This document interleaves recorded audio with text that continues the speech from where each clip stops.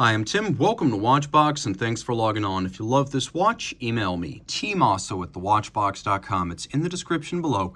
It is your purchase and pricing email question line for buying this or any watch you see on any Watchbox platform. Please reach out to me directly. Email tmosso@thewatchbox.com for pricing. Today we are discussing a rare Bethune DB27 Titan Hawk with champagne dial. This is the Titan Hawk version 2 that came out in 2018, and the champagne dial with exquisite black printing and black hands is one of the scarcest variation of the current model. In grade 5 titanium, it's 43 millimeters in diameter. It's only 10.7 millimeters thick. It features variable geometry floating lugs to conform to your wrist. So at their maximum span, this size of lug, they do have several, is 50.7 millimeters across. When fully compressed, it's 47.2 millimeters across, and the spacing between the lugs is 26 millimeters.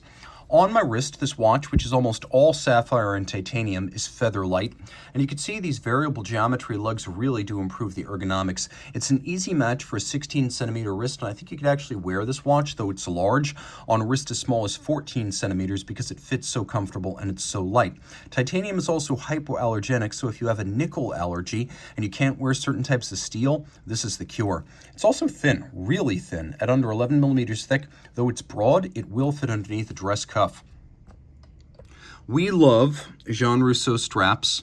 They are actually the OEM supplier to FP Journe. We like to order straps for watches that bring out the best in the colors. And you can see with the combination of black and champagne against this lovely red, we optioned up to give the watch visual punch. Large rectangular scale, symmetrical scale alligator leather is the highest grade and the most expensive type. You can see we have a sheer cut edge, a red monotone stitch. On the bottom, calfskin, absolutely no crimping, no gouging. Jean Rousseau for Watchbox.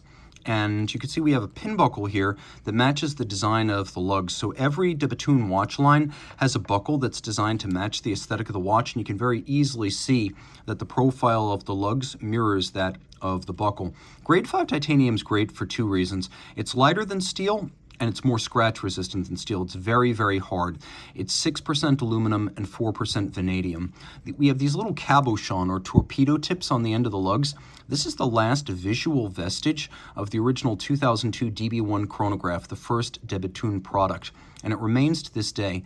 The floating lugs first debuted on the DB26 perpetual calendar in 2008. And today, a lot of folks think that if you want the most iconic Bethune look, due to the popularity of the DB28, you want something with floating lugs. And the 27 gives you floating lugs, but for less money than the 28.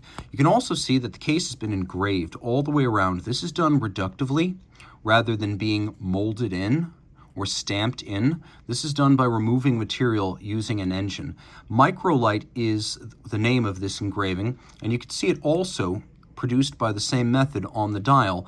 Bethune reasoned that in some applications, traditional rosette guilloche looks too breguet for a modern watch. So you're going to find that microlight is used extensively on Bethune timepieces. Now they make their own cases, dials, and movements. So when you pay for a Bethune, you're paying for them to tool up and build every part of the watch.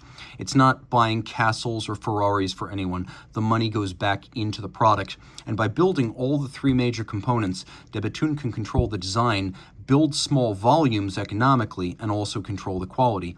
Now you can see that the dial is dished. There's a flanged minute and hour track outboard and then a sunken sub level that is all cut with microlight. You could see that there are three sectors that have been cut. So the microlight isn't identical all the way around. It converges. We have the upward delta-like profile that Denis Flageolet of Bethune, the lead watchmaker and creative head of the company, he envisions this as a symbol for upward progress. A lot of folks compare it to Starfleet badges from Star Trek, and he has acknowledged that that's not entirely alien to the concept, but the idea is ever upward progress. Now the hands are blackened but not identically. You can see there's a combination of satination and then polish to create contrast, and the second sand is also contrasted. Take a good look at this dial, this is the Titan Hawk version 2.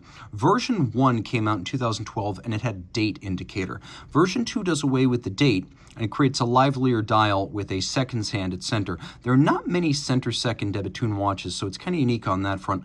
Although there have been a couple of salmon dials, this champagne dial look is brand new and extremely rare.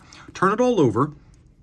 And you can see one of the other major differences between the Titan Hawk V1 and this Titan Hawk V2, which is that the V2 has a display case back and you can actually see the movement. You can also see that because de Bethune makes every part of the watch, the movement can be properly sized to fit the case. They're not at the mercy of a supplier on either count. More microlight is used on the blued titanium parts of the case back. That's right. De Bethune has a process, proprietary, for bluing titanium. It's used on all these components as well as the titanium balance wheel, and then microlight is used to cut to add definition and sharpness. You can see that there's snailing across the bridge that bears the barrel, and it's also executed across the tungsten mass of the rotor. You can see that the rotor features microlight, blued titanium, tungsten mass. The lever arm is exceptionally long. This is a huge rotor to make for maximally efficient winding. All screw heads here have been black polished artisanally, and then the snailing laid down. There's media blast on the base plate to give it a matte aesthetic, and then there's brushed finish as well as mirror beveling on the balance bridge, which is dual anchored to better brace the balance against shock. De Bethune's own proprietary design silicone escape wheel here reduces friction and improves chronometry. And then the balance is their 2016 patent balance. The company has at least 10 different balance designs to maximize precision, reduce the effects of temperature change, and reduce the effects of aerodynamics, because there's a little bit of drag on a balance, and recessing the masses in the rim helps to reduce that. Also, by putting as much of the mass in the rim as possible, the chronometric properties are improved. And all this is automatic winding with a 60-hour power reserve and a 4 Hz beat rate. You can also see that the masses are white gold, the balance is titanium, and then there is this unusual hairspring with an unusual curve, and if you look very carefully through the hollow in the balance bridge, you can actually see where the two parts of the hairspring are clamped together. Using a proprietary curve, two pieces of hairspring metal are clamped together to create one flat hairspring that breathes concentrically like an overcoil, but without the thickness or shock susceptibility of an overcoil. And there's a lot of original invention inside this watch, which is protected by no fewer than 4 separate patents. All this with a screw-down crown for security and 30-meter water resistance. Reach out to Team Mosso at thewatchbox.com for purchase and pricing details.